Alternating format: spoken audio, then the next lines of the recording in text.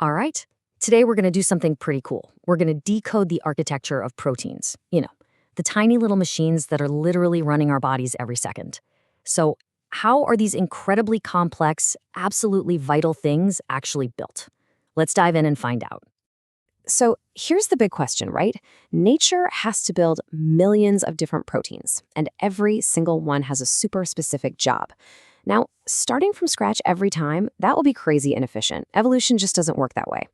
The secret, it turns out, is this really simple, elegant strategy, and it's a lot like playing with Legos.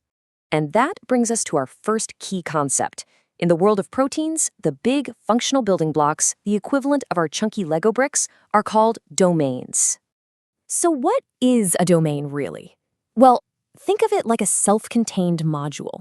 It's its own little package. Each domain has a specific job, it folds up into its own stable 3D shape, and it can actually work all by itself, whether it's attached to a bigger protein or not. It's the core functional unit. And this is where that Lego idea really clicks. A Lego wheel piece is always a wheel piece, right? You can stick it on a car, a plane, a spaceship. Its job is to be a wheel. A protein domain is exactly the same.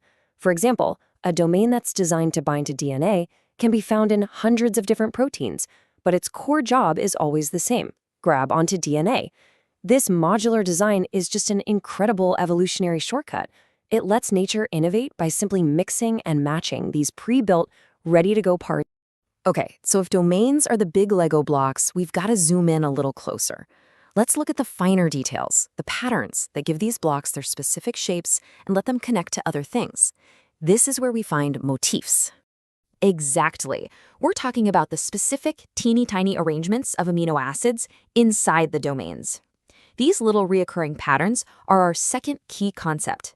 And this is a protein motif. So if the domain is the whole Lego brick, the motif is like the pattern of studs and sockets on its surface. It's a small, recurring structural signature, but, and this is important, it's way too small to do anything on its own.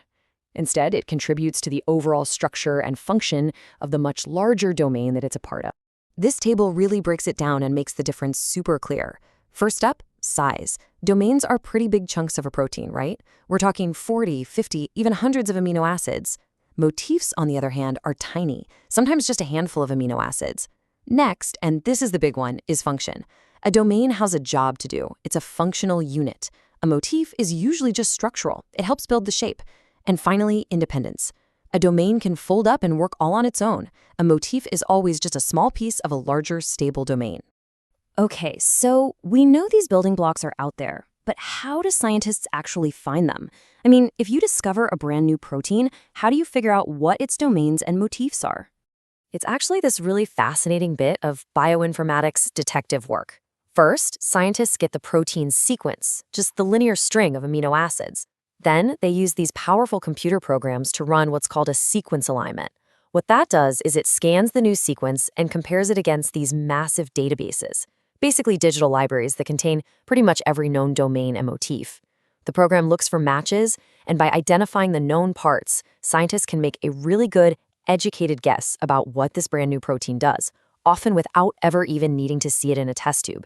It's amazing. So why do we care about all this? Well, the implications are just huge. In medicine, understanding domains helps us pinpoint exactly how one tiny mutation can cause a disease. This lets scientists design drugs that target only the specific problematic domain of a protein, which means smarter treatments with way fewer side effects. And looking ahead, it opens the door to protein engineering, literally building new biological tools by mixing and matching these modular parts.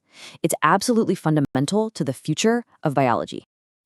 When you boil it all down, it comes back to this one simple idea.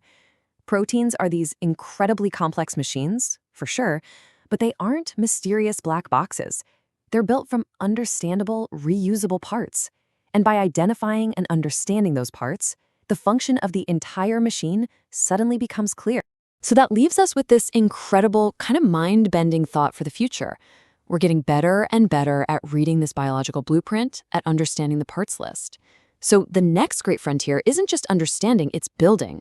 What new functions, what new solutions to some of our biggest problems could we design by becoming the architects of life itself?